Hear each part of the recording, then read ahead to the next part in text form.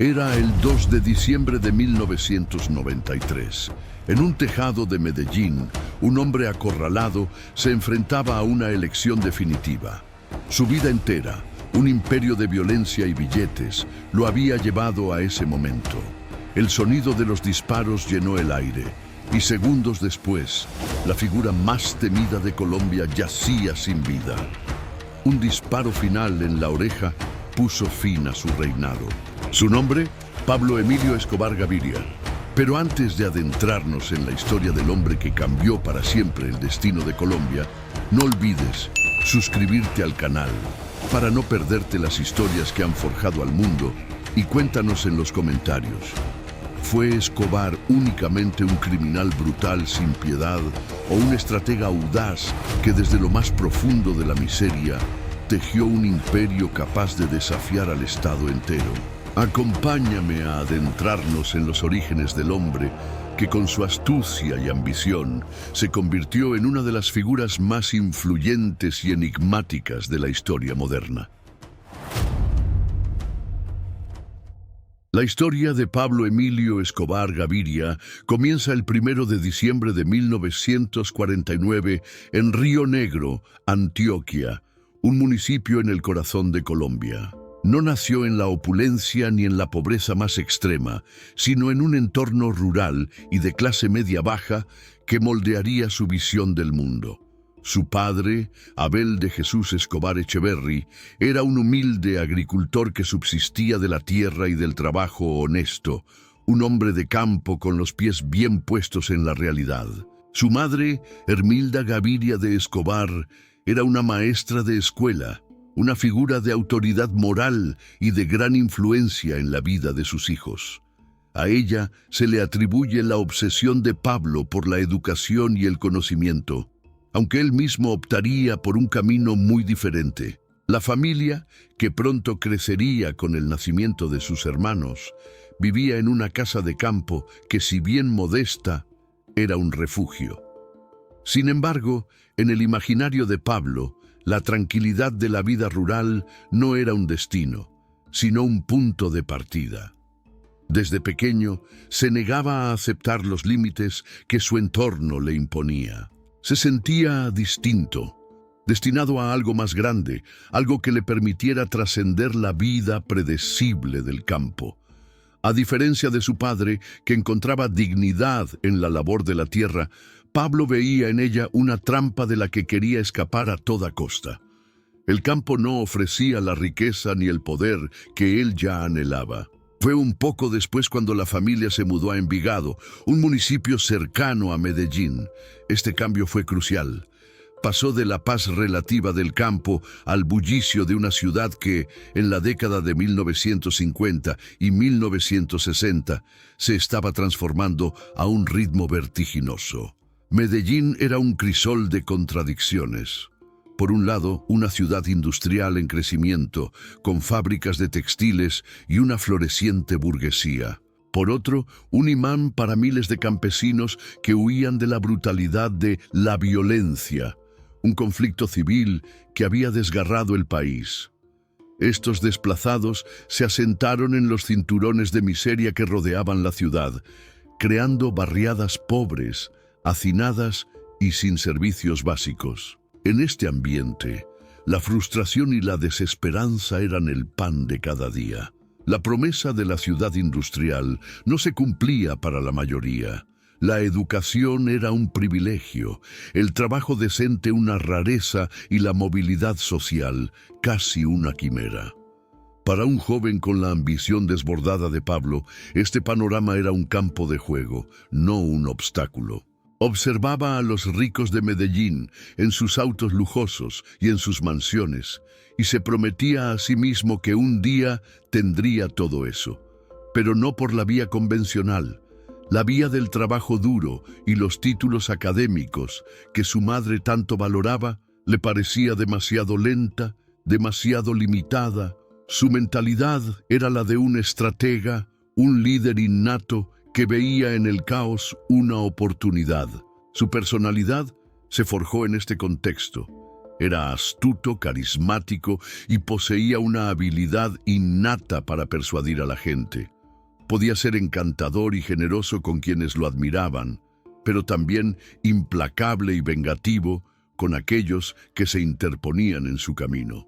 Ya desde la escuela, su espíritu rebelde se manifestaba. Aunque no era un mal estudiante, pronto perdió el interés en las aulas. Las lecciones de historia y matemáticas no podían competir con las lecciones de la calle. A los 17 años, sin haber terminado el bachillerato, decidió abandonar los estudios para dedicarse por completo a su verdadera vocación, la vida criminal. Esta decisión, tomada con total convicción, no solo lo alejó del camino convencional, sino que también lo sumergió en el inframundo de Medellín, un mundo que él, en poco tiempo, dominaría por completo. El camino de Pablo hacia el poder no fue un salto repentino, sino una escalada metódica. Sus primeros crímenes no fueron los grandes asaltos o los masivos envíos de drogas que más tarde lo harían tristemente célebre. Eran delitos a pequeña escala, pero cada uno de ellos era un eslabón en la cadena que construía su imperio. Su primera incursión en el crimen fue tan macabra como pragmática: el robo de lápidas. Junto a su primo Gustavo Gaviria, uno de sus socios más leales desde el principio, se adentraba en los cementerios para sustraer lápidas que luego pulían y revendían. Este acto, que para muchos sería sacrílego, para Pablo era simplemente un negocio. Era una forma de ganar dinero rápido con un riesgo relativamente bajo. Lo que este delito revela de su carácter no es solo su astucia, sino una temprana falta de respeto por la moralidad y los límites. Un joven que roba a los muertos no tiene reparos en robar a los vivos. Era una señal de lo que vendría. A medida que sus ambiciones crecían, también lo hacían sus crímenes. Su siguiente paso fue el contrabando de cigarrillos y electrodomésticos. Este ya era un delito más complejo que requería una red de colaboradores, rutas de transporte y la complicidad de las autoridades. Aquí, Pablo comenzó a desarrollar las habilidades de liderazgo y organización, que más tarde serían fundamentales. Ya no era un simple ladrón, era un negociante. Se movía entre los pequeños comerciantes y los funcionarios corruptos, tejiendo una red de influencias que le permitía importar productos de contrabando sin ser detectado. El riesgo era mayor, pero las ganancias también. Este fue un paso crucial en su evolución criminal, ya que le enseñó el valor de la estructura, la lealtad de sus hombres y, sobre todo, el poder de la corrupción. Pero el crimen que realmente lo impulsó fue el robo de autos. Medellín era una ciudad en auge y el parque automotor crecía con la incipiente clase media.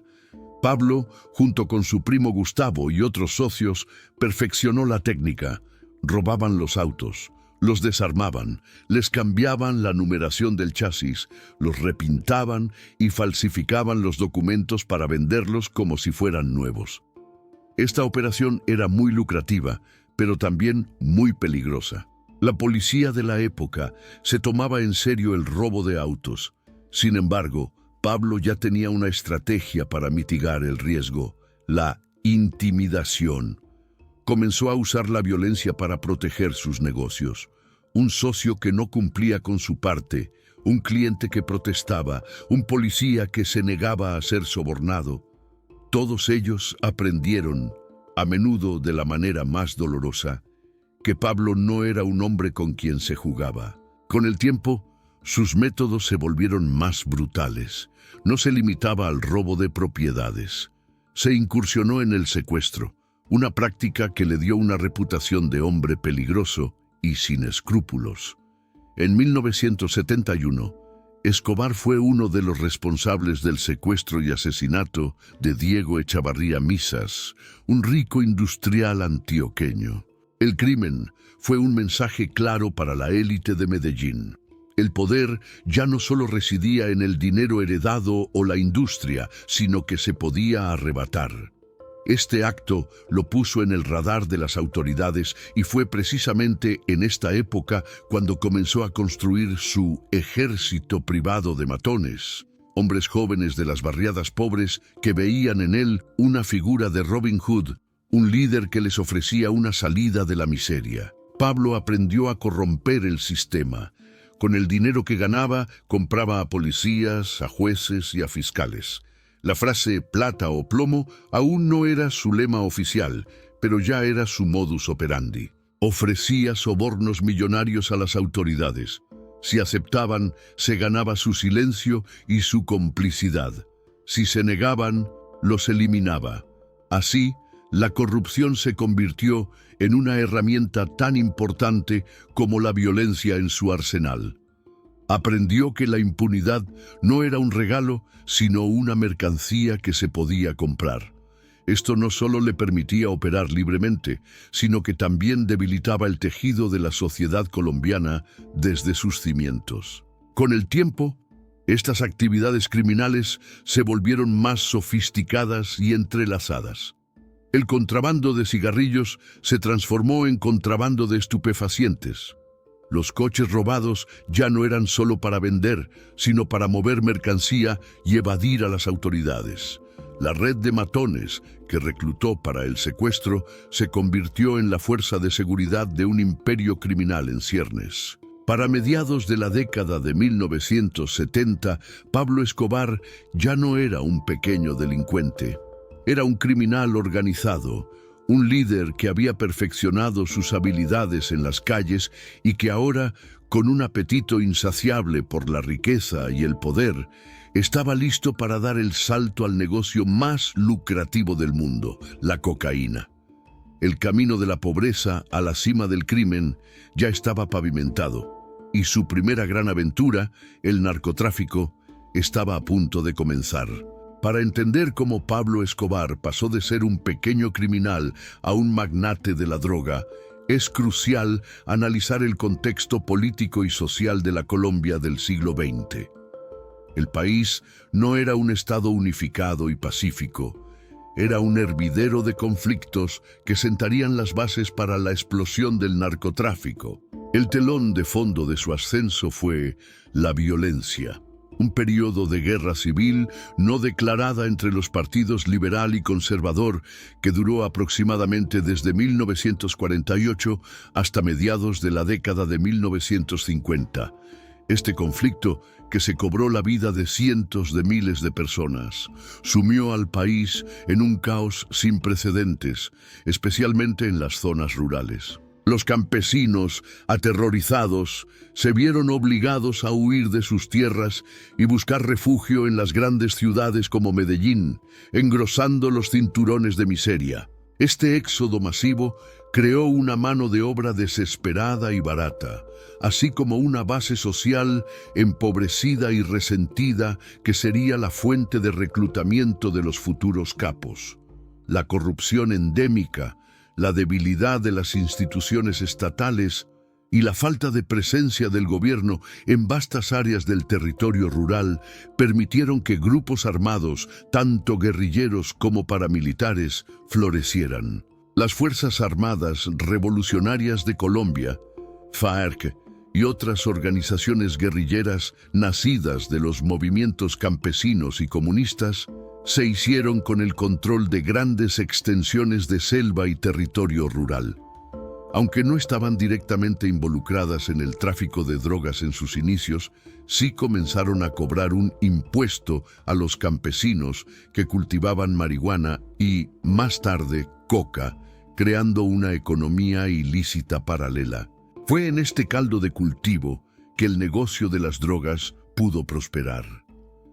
La demanda de marihuana en Estados Unidos había comenzado a crecer en los años 60, pero en la década siguiente, el mercado de la cocaína, una droga más potente y fácil de transportar, explotó. Las condiciones geográficas de Colombia, con su clima y suelo ideales para el cultivo de la planta de coca, la convirtieron en el centro mundial de producción. y su ubicación, estratégicamente cerca de Estados Unidos, la hacía el lugar perfecto para el despegue de la industria. La transición de Escobar del crimen menor al narcotráfico no fue instantánea. Comenzó con la marihuana. Con su red de contrabando ya establecida, no le fue difícil empezar a mover cargamentos de esta droga. Sin embargo, no fue hasta que conoció a figuras como Griselda Blanco, conocida como la madrina de la cocaína, que se dio cuenta de dónde estaba el verdadero dinero. Griselda, una mujer despiadada y ambiciosa, le enseñó a Pablo los intríngulis del negocio de la cocaína. Ella le abrió las puertas al mercado de Miami, un epicentro de la fiesta y el consumo de drogas en la década de 1970. Pablo, con su visión empresarial, no quería ser un simple transportista. Él veía la oportunidad de controlar toda la cadena de suministro, desde el cultivo de la hoja de coca en los campos hasta la distribución del polvo blanco en las calles de Estados Unidos. Sus primeros pasos en la cocaína fueron humildes. Se dedicaba a transportar pasta de coca, la materia prima, a los laboratorios clandestinos de procesamiento. Pero rápidamente empezó a cortar a los intermediarios. En lugar de recibir la pasta, la compraba directamente en Perú y Bolivia, la procesaba en sus propias fincas y la transportaba él mismo a su destino final. Esta integración vertical del negocio no solo maximizó sus ganancias, sino que también le dio un control sin precedentes sobre la calidad y el flujo de la droga.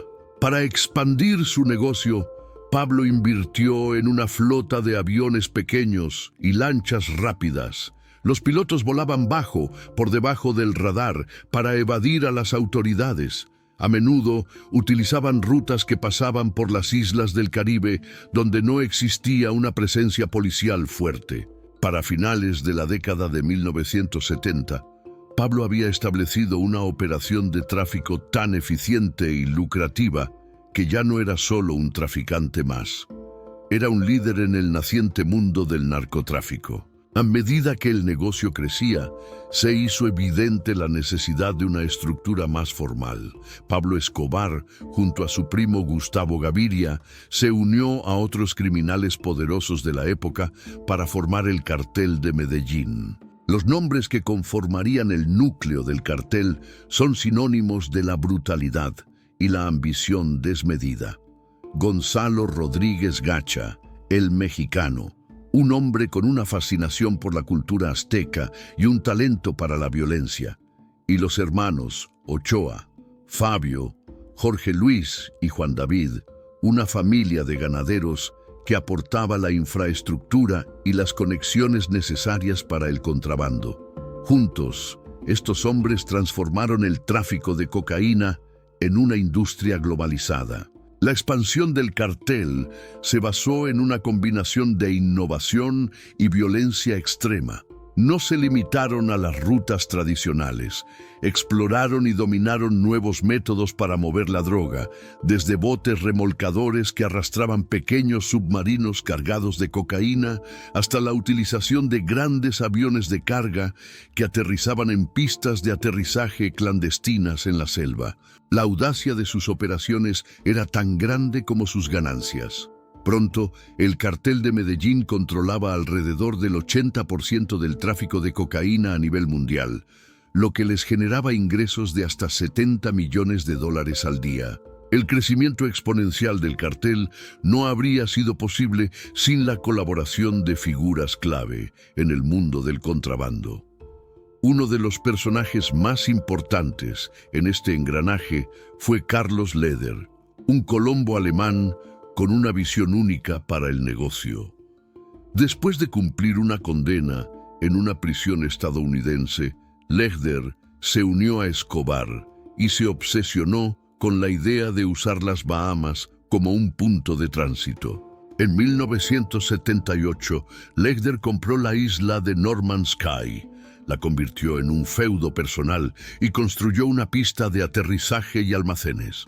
Durante varios años, la isla se convirtió en el principal centro de reabastecimiento del cartel, donde los grandes aviones de carga de Escobar aterrizaban y la droga se transfería a aviones más pequeños para eludir la detección y entrar a Estados Unidos. La operación fue tan exitosa que hizo a Legler y a sus socios multimillonarios, y la imagen de Norman's Cay como un paraíso de cocaína se convirtió en un símbolo del poder del cartel.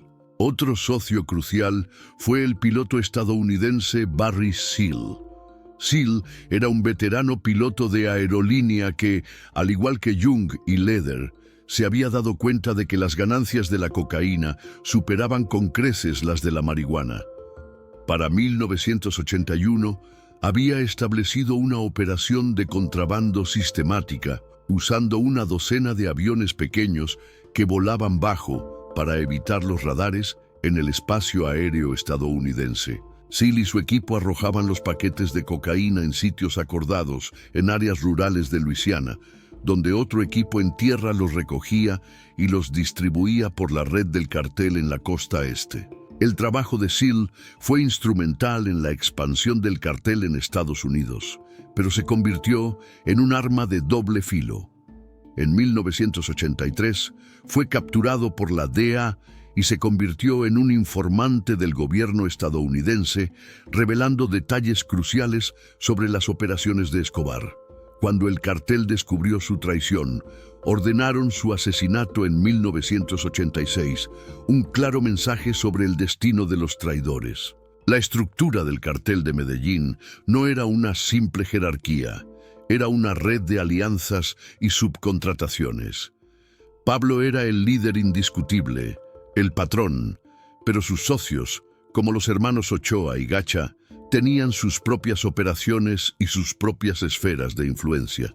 Esto hizo que el cartel fuera increíblemente difícil de desmantelar, ya que si una parte de la red caía, el resto podía seguir funcionando. Para proteger sus vastas ganancias, el cartel desarrolló métodos de lavado de dinero altamente sofisticados, comprando propiedades, empresas y grandes cantidades de oro para convertir sus ganancias ilícitas en dinero limpio. Sin embargo, las ganancias eran tan exorbitantes que no podían gastarlas o lavarlas lo suficientemente rápido. Se estima que en un momento dado se perdía o se destruía hasta el 10% de su dinero, una cantidad que equivalía a miles de millones de dólares, simplemente porque no podían esconderlo o almacenarlo. Esto llevó a la famosa anécdota de que gastaban miles de dólares a la semana solo en bandas de goma para organizar los fajos de billetes. A finales de la década de 1980, el cartel de Medellín se había convertido en una entidad criminal sin precedentes en la historia. Su poder no solo se medía en dinero, sino también en el control social y político que ejercía. Pablo y sus socios habían logrado crear un Estado dentro del Estado, con sus propias leyes, su propio ejército y su propia economía. La consolidación de este poder fue la culminación de un proceso que comenzó con pequeños robos y que se catapultó gracias a un entorno político caótico y a la inagotable ambición de Pablo Escobar. Con el cartel de Medellín en pleno auge, la acumulación de riqueza de Pablo Escobar alcanzó niveles que desafiaban la imaginación. El dinero fluía a raudales, más rápido de lo que él y sus socios podían contarlo, gastarlo o incluso esconderlo. Su fortuna era tan obscena que se convirtió en un problema logístico. Se estima que, en su apogeo, el cartel de Medellín generaba más de 60 millones de dólares al día, lo que se traducía en cerca de 25.000 millones de dólares al año. El dinero llegaba en pacas, en bolsas, en cajas, y se convirtió en una carga tan pesada que, según relatos de su propio hermano, Roberto, se perdía o era comido por ratas hasta el 10% de las ganancias totales. Una suma asombrosa que, incluso perdida, superaba las fortunas de muchos multimillonarios legítimos.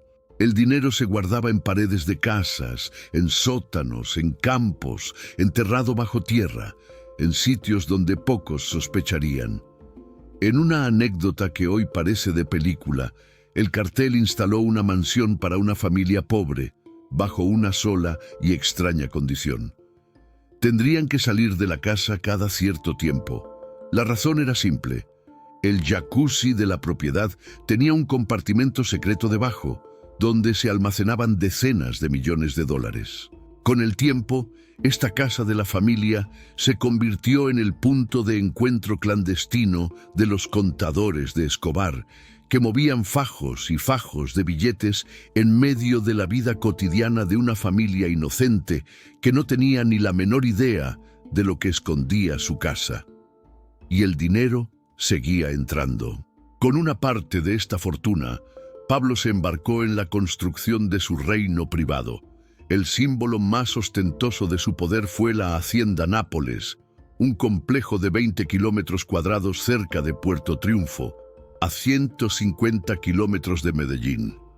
No era una simple finca, sino un paraíso personal donde Escobar podía vivir como un rey y proyectar una imagen de poder absoluto. La propiedad incluía una mansión de estilo colonial español, una pista de aterrizaje privada para sus invitados, no para los negocios ilícitos, un parque de esculturas con réplicas de dinosaurios, una plaza de toros e incluso una pista de karts. Pero la joya de la corona y el detalle más excéntrico era su zoológico privado.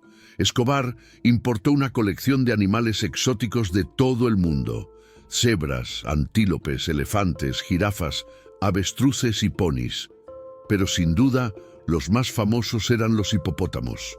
Fascinado por estas criaturas, Pablo adquirió una docena de ellas, sin imaginar que su capricho personal tendría consecuencias ambientales duraderas. Tras la caída de su imperio, los hipopótamos escaparon y se reprodujeron en la naturaleza, creando la única población de hipopótamos salvajes fuera de África, un legado biológico que aún hoy el gobierno colombiano no sabe cómo manejar. La Hacienda Nápoles era un monumento a su ego, una demostración de que no había límites para su poder ni para sus extravagancias. Pero el imperio de Escobar no se limitaba a Colombia. Su alcance era global. A finales de la década de 1970, logró adquirir una enorme mansión rosa en Miami Beach, Florida, registrada a su propio nombre. El hecho de que pudiera poseer una propiedad tan visible en el corazón de su principal mercado de drogas, sin que las autoridades estadounidenses lo detectaran o lo arrestaran, es un testimonio de la relativa oscuridad en la que operaba en sus inicios y del poder de su dinero. También adquirió una gran finca en Isla Grande, la isla más grande del archipiélago de las Islas del Rosario, en el Caribe colombiano, equipada con mansión, apartamentos, piscinas y un helipuerto. Estas propiedades no eran solo un símbolo de estatus, eran centros de operaciones, aunque a menudo solo se usaban para esconder dinero o como puntos de reunión del cartel. El poder y la fortuna de Escobar no le daban inmunidad total. Había un fantasma que lo perseguía: la extradición. En septiembre de 1979, el gobierno colombiano, bajo la presión de Estados Unidos, firmó un tratado de extradición con la administración del presidente Jimmy Carter. Este acuerdo, que entró en vigor en marzo de 1982, permitía que los narcotraficantes colombianos que operaban en suelo estadounidense fueran enviados a Estados Unidos para ser juzgados y encarcelados. Para Pablo, esto no era solo una amenaza legal, era una sentencia de muerte. El sistema judicial colombiano, en ese momento, era un colador. La corrupción era tan generalizada que Escobar sabía que, incluso si era arrestado, podría sobornar a jueces, fiscales y funcionarios de la prisión para escapar de una condena seria o, en el peor de los casos, cumplir una pena en condiciones de lujo. En Estados Unidos, en cambio, el sistema era implacable.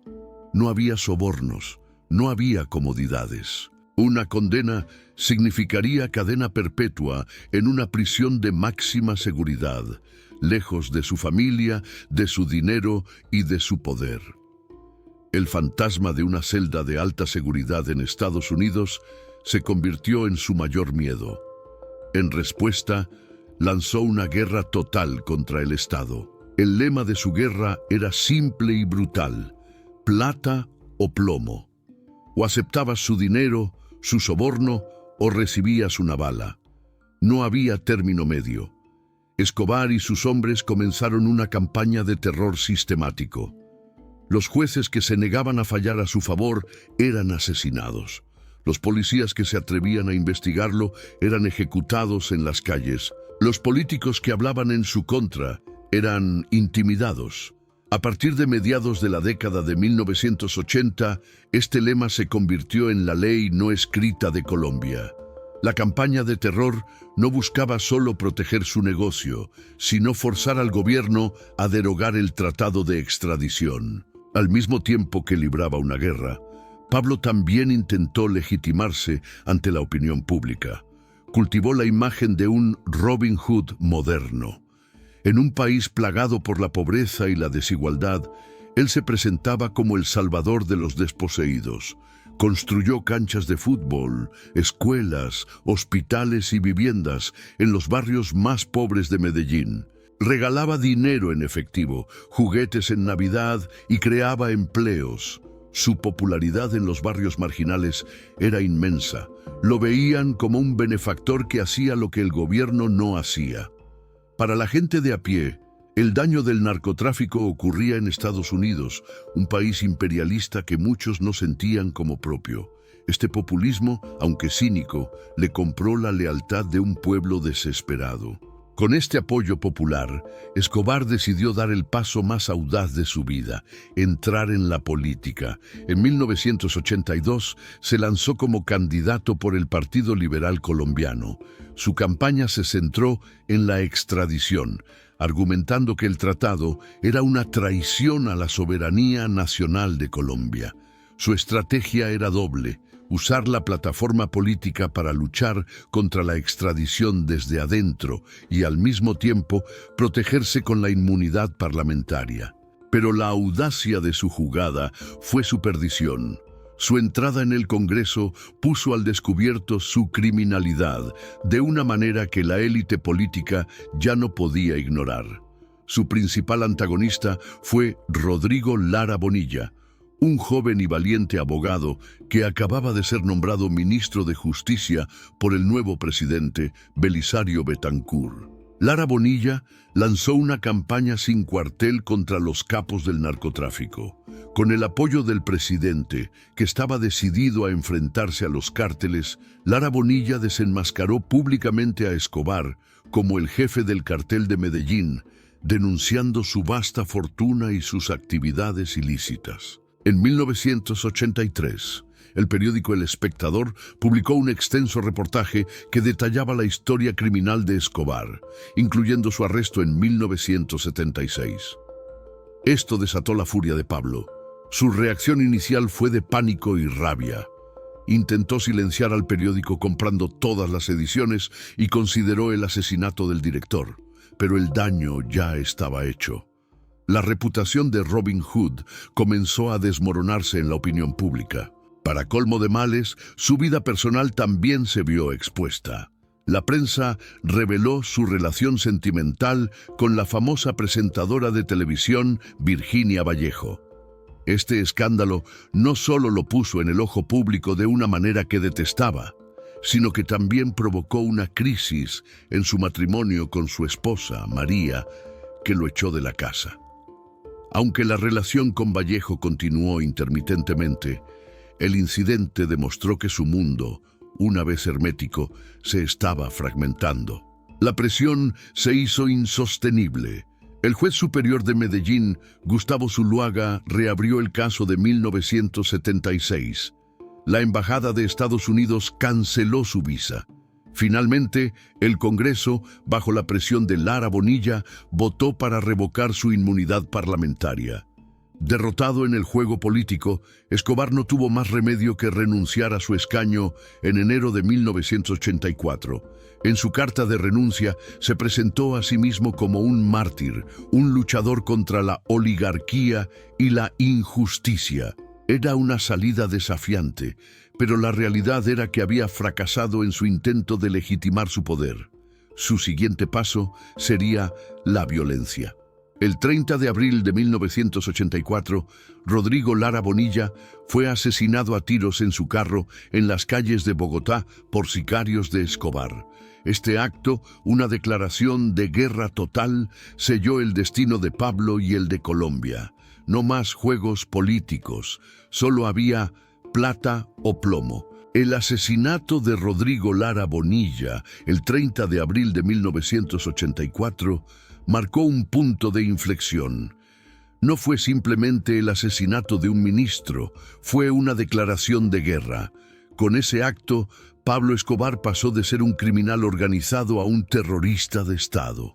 El gobierno colombiano, ahora liderado por el presidente Virgilio Barco, respondió con una postura aún más dura, y las instituciones se pusieron de pie para enfrentar el desafío frontal del narcoterrorismo. Una de las primeras señales de esta nueva determinación ocurrió en enero de 1987, cuando unidades de la policía interceptaron un convoy de vehículos que transportaba a la familia de Escobar. Si bien Pablo, que viajaba en otro auto, no fue capturado, su esposa María Victoria y sus hijos, Juan Pablo y Manuela, fueron arrestados y retenidos durante varias horas. El mensaje era claro. El Estado estaba dispuesto a atacar a Escobar en su punto más vulnerable, su familia. Esta intensificación del conflicto no solo vino del gobierno. Los enemigos de Escobar se multiplicaban y la guerra se libraba ahora en varios frentes. Una de las batallas más feroces y sangrientas fue la que libró contra sus antiguos aliados y, por extensión, sus nuevos rivales. El Cartel de Cali. En la ciudad de Cali, en el suroeste de Colombia, los hermanos Orejuela, Gilberto y Miguel, junto con José Santa Cruz Londoño y Elmer Pacho Herrera, habían construido su propio imperio de la cocaína, conocido por ser más discreto y de naturaleza empresarial. Al principio, ambos cárteles habían colaborado y dividido los mercados en Estados Unidos. Sin embargo, a mediados de la década de 1980, las tensiones estallaron cuando Gonzalo Rodríguez Gacha, el mexicano, uno de los principales lugartenientes de Escobar, intentó hacerse con el control de las lucrativas rutas de Nueva York, un territorio que se había cedido al Cartel de Cali. La disputa por el territorio se convirtió en una guerra total, desatando una oleada de asesinatos y atentados con bombas. Los sicarios de ambos bandos se enfrentaban en las calles de Medellín y Cali. La violencia privada entre los cárteles era tan brutal como la guerra que Escobar libraba contra el gobierno. En 1988, una audaz operación del Cartel de Cali logró detonar un coche bomba en la acaudalada urbanización donde vivía Escobar, a las afueras de Medellín, una agresión que llevó la guerra a la puerta de su propia casa. Este conflicto, que se sumaba a su confrontación con el Estado, llevó a Escobar al límite. Su imperio, aunque en la cima de su riqueza, estaba siendo asediado por todos los flancos. Mientras los cárteles se enfrentaban entre sí y contra el gobierno, Colombia se hundía en una espiral de violencia que la convirtió en el país más peligroso del mundo. Las cifras de homicidios eran sencillamente aterradoras. Para finales de la década de 1980 y principios de la de 1990, Medellín era la capital mundial del homicidio. En 1991, la ciudad, con una población de más de 1,5 millones de personas, registró 7.237 asesinatos, un promedio de 18 homicidios al día, lo que se traduce en una tasa de 266 asesinatos por cada 100.000 habitantes. En 1991, se registraron más de 25.000 muertes violentas, una cifra que aumentó a 27.000 en 1992. Esto significaba un promedio de 70 muertes violentas al día, o una persona asesinada cada 20 minutos. Colombia se había convertido en un estado fallido, y la mano de Pablo Escobar estaba detrás de una gran parte de esa violencia. A pesar de sus esfuerzos por mantener su imagen de Robin Hood, la brutalidad de Escobar se volvió tan indiscriminada que ya no podía ocultarla. El dinero que generaba de la cocaína le permitía financiar no solo obras sociales, sino también el terrorismo a una escala industrial. Un ejemplo notable fue su inversión en el fútbol. A principios de la década de 1980, Escobar inyectó sumas masivas de dinero en el equipo de fútbol de Medellín, el Atlético Nacional, transformándolo de un equipo de mitad de tabla en un contendiente al título. Compró a los mejores jugadores y financió el club de tal manera que, en 1989, el Atlético Nacional ganó la Copa Libertadores, el torneo más importante de clubes en América del Sur. Para Pablo, esta inversión tuvo múltiples beneficios. Le ganaba el apoyo incondicional de los fanáticos y le permitía lavar millones de dólares a través de las apuestas ilegales. Sin embargo, incluso esta vía de legitimación terminaría por ser vetada cuando las autoridades futbolísticas, bajo presión, comenzaron a tomar medidas contra la influencia del narcotráfico. El terrorismo de Escobar alcanzó su punto máximo en los últimos meses de 1989, cuando lanzó una serie de ataques masivos que mostraron su total desprecio por la vida de los inocentes. Estos actos no solo buscaban matar a sus enemigos, sino sembrar el terror en toda la sociedad colombiana. El 27 de noviembre de 1989, el vuelo 203 de Avianca, un vuelo comercial con 107 pasajeros a bordo, despegó de Bogotá con destino a Cali. 5 minutos después del despegue, una bomba detonó a bordo, matando a todas las personas a bordo y a 3 más en tierra. La investigación posterior reveló que Escobar había ordenado el atentado en un intento desesperado por matar a César Gaviria Trujillo, el candidato presidencial que había ascendido para reemplazar a su mentor, Luis Carlos Galán, asesinado por orden de Escobar 3 meses antes. A Gaviria, quien se había posicionado como el candidato con la postura más dura contra los cárteles, se le había informado que los sicarios de Escobar creían que abordaría el vuelo para una reunión de campaña. Pero el destino o la casualidad jugó a favor de Gaviria. Este cambió sus planes de última hora y no abordó el avión. La brutalidad del ataque, que mató a 107 personas inocentes para intentar eliminar a un solo hombre, conmocionó al mundo. Apenas 2 semanas después, el 6 de diciembre de 1989, Escobar ordenó otro atentado. Un camión bomba, cargado con media tonelada de dinamita, explotó a las afueras del edificio del Departamento Administrativo de Seguridad, DES, el principal edificio de inteligencia de Colombia en Bogotá.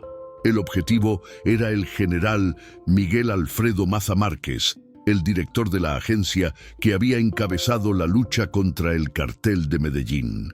La explosión fue tan masiva que voló la fachada del edificio y destruyó decenas de manzanas a la redonda. El ataque mató a 57 personas e hirió a más de 2.000. La mayoría civiles inocentes que estaban trabajando o transitando por la zona. Estos actos de terror, en los que la intención de matar se extendió a cualquiera que estuviera cerca de su objetivo, demostraron que Escobar ya no tenía límites morales. El Robin Hood había desaparecido, dejando solo a un asesino en masa. La guerra contra el gobierno de Gaviria, las traiciones del cartel de Cali y el desgaste de su propia gente llevaron a Escobar a una situación insostenible. El mundo lo veía como un monstruo. La presión internacional era inmensa. En medio de este caos, sin embargo, ocurrió un giro inesperado en la política colombiana. En 1991, el país promulgó una nueva constitución. Y bajo la influencia de los sobornos, amenazas y el terror de los narcotraficantes, la Asamblea Constituyente incluyó un artículo que prohibía la extradición de ciudadanos colombianos. Para Escobar, la cláusula era una victoria monumental. El fantasma que lo había aterrorizado durante años había sido exorcizado. Con el miedo a la extradición eliminado, Pablo vio una oportunidad para negociar su rendición y poner fin a la guerra. A mediados de 1991, después de meses de negociaciones secretas, se llegó a un acuerdo. Escobar se rendiría al gobierno, entregaría su vasto arsenal y cumpliría una pena de no más de 5 años. La única condición, una que solo él podía pedir y obtener, era que cumpliría su condena en una prisión que él mismo construiría. El gobierno, agotado por la guerra y desesperado por la paz, aceptó. Fue una capitulación total de las autoridades. Así nació la Catedral, un complejo de lujo que Escobar construyó en la cima de una colina con vistas a su amada Medellín. No era una prisión, era una burla al sistema judicial colombiano. Conocida sarcásticamente como Hotel Escobar, el lugar tenía todas las comodidades que un hombre de su estatus podía desear. Un campo de fútbol, un jacuzzi, una cascada artificial, un bar bien surtido, una línea de teléfono privada y hasta un telescopio para espiar a sus enemigos y ver a sus familiares desde la distancia. Escobar no era un prisionero. Era un anfitrión, un rey en su propio castillo.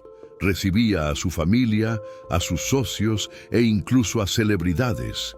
Desde allí, continuaba dirigiendo las operaciones del cartel, cerrando negocios e incluso, según se rumorea, ordenando asesinatos. El caso más notorio fue el de 2 de sus lugartenientes, los hermanos Moncada, a quienes asesinó personalmente dentro de las paredes de la catedral. En lugar de estar confinado, se estaba fortaleciendo, protegido del gobierno y de sus enemigos por la ubicación aislada y fortificada de la prisión. El acuerdo, que se suponía que iba a restaurar la paz, se convirtió en una humillación nacional para Colombia.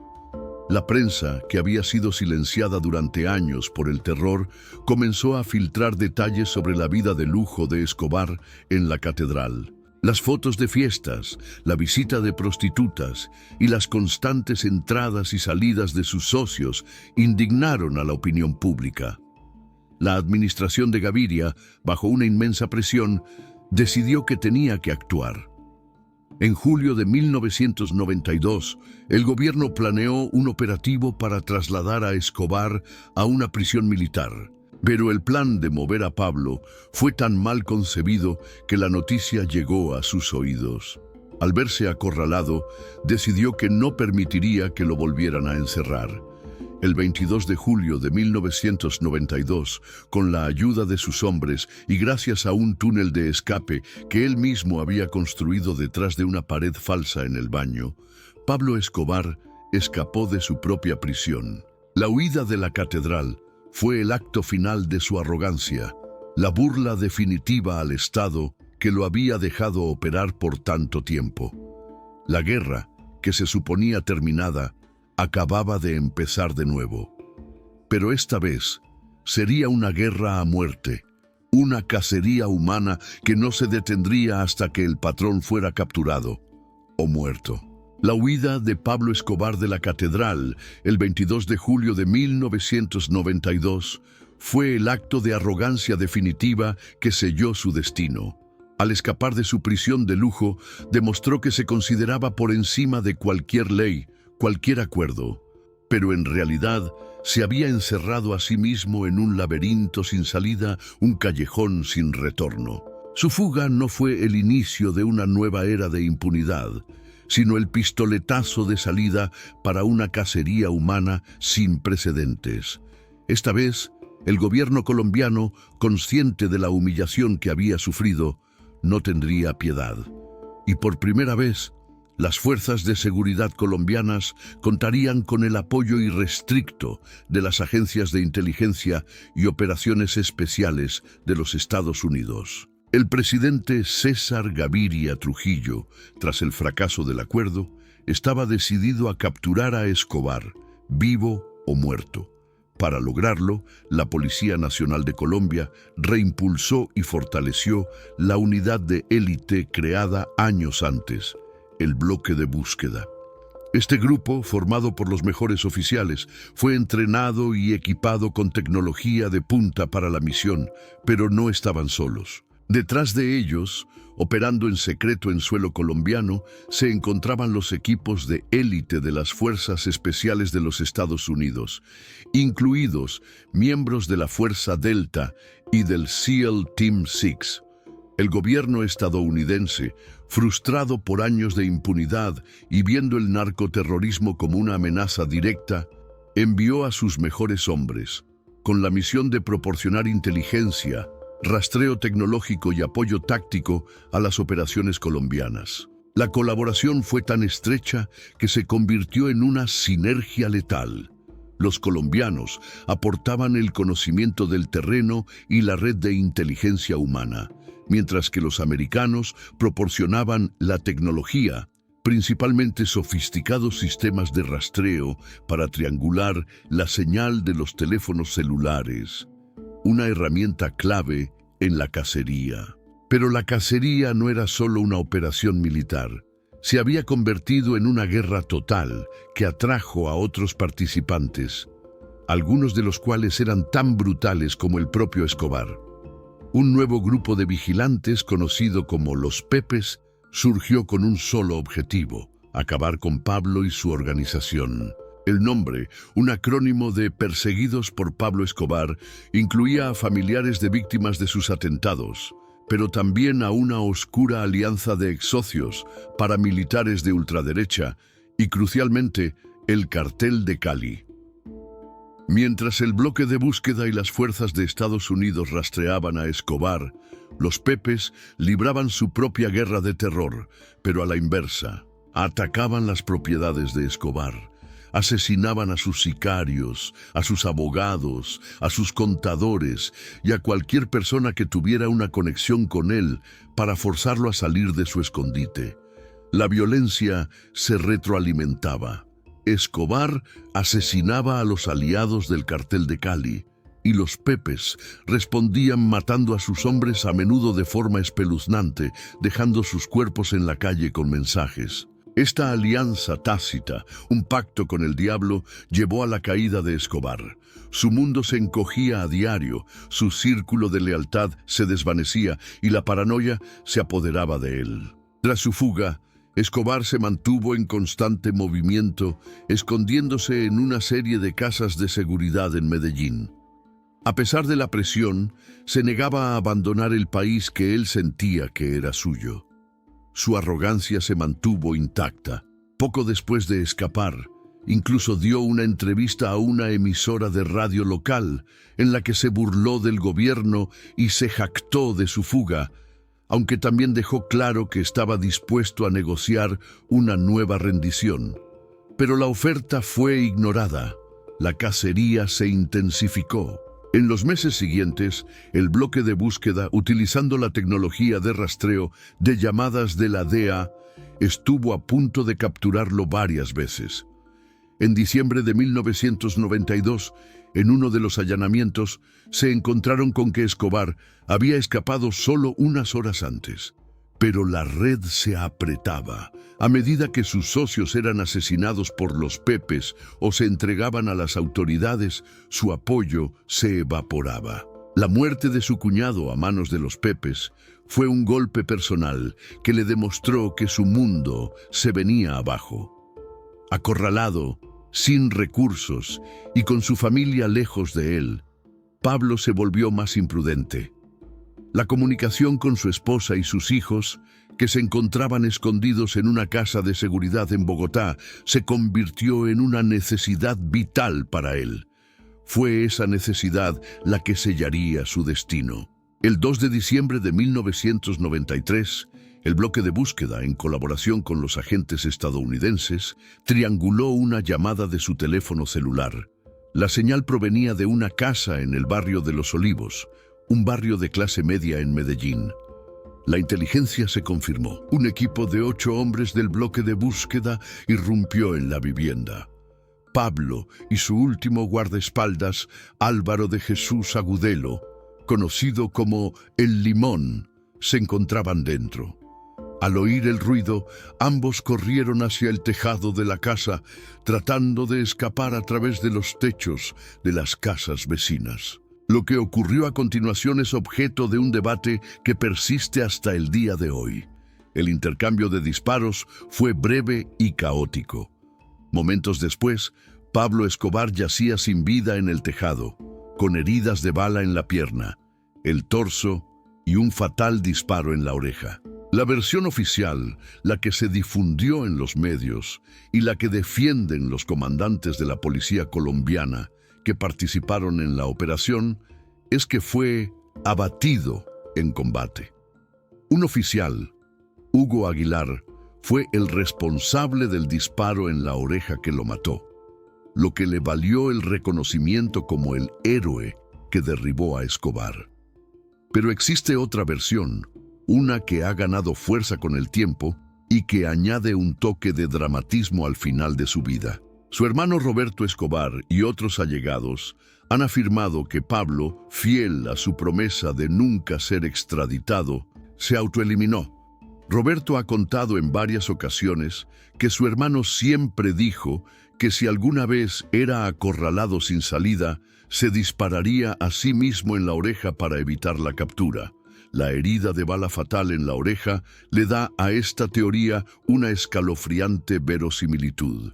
El debate sobre la verdad detrás de su muerte probablemente nunca se resuelva, pero el resultado para Colombia y para el mundo fue el mismo. El 2 de diciembre de 1993, solo un día después de su cumpleaños número 44, el hombre conocido como El Patrón yacía muerto en un tejado. El día de la muerte de Escobar, miles de personas salieron a las calles de Medellín para llorar su pérdida.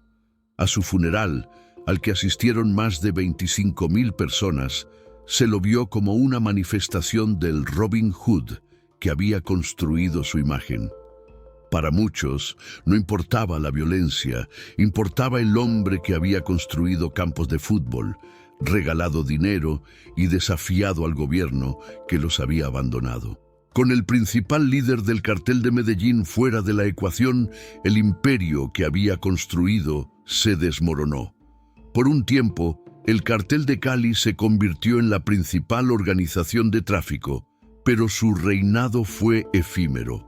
Para mediados de la década de 1990, sus líderes fueron capturados o asesinados. El poder se fragmentó y nuevas organizaciones, como el Cartel del Norte del Valle, tomaron el control.